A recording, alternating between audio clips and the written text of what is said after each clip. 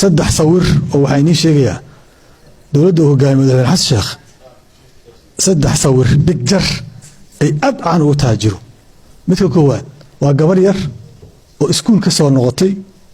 ee dharkii iskuulka qabta ee gurigeeda dunsan kor timid waa sawir koowaad ka labaad askari Soomaaliyeed oo Kenya iska dhiibay ma tahay mise maaha ku beeraaburanayna mid saddexaad waa dad masaakiin oo meedo qabuuraha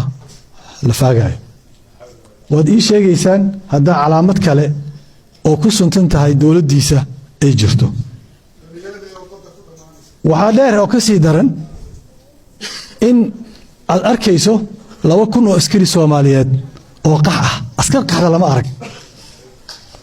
askariga ama waa dagaalama ama dib u goosho dagaal uu sameeyaa laakiin askari qaxaya ma jiro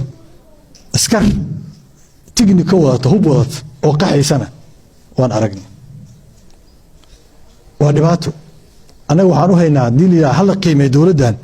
sawiradaas waay waxa qiimeyntooda iska leh waxaan rabnaa marka inaan fiirino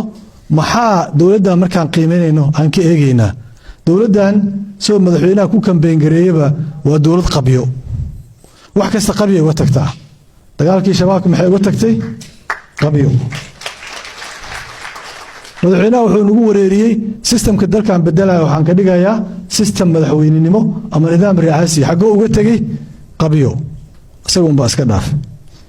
wuxuu yiri Ethiopia nagu soo duushay waa iska dhicinaynaa waa la dirinaynaa cadow hadoo shabaab ahaa jira cadow kale waxa jiro la yiraahdo Ethiopia xagoo uga tagay qabyo asoo abay la dhaasi gareynayo baa aragnay wuxuu yiri Jubbaland yaan Axmedoobe waaran u jaray hala soo qabto 1500 askari oo diray oo soo dhamaaday askartii waa soo ordeen wuxuu uga tagay yadiina qabyo marka sidiisaba odayga waa oday iska qabyaba waxba ka walwalinina doorashada la sheegay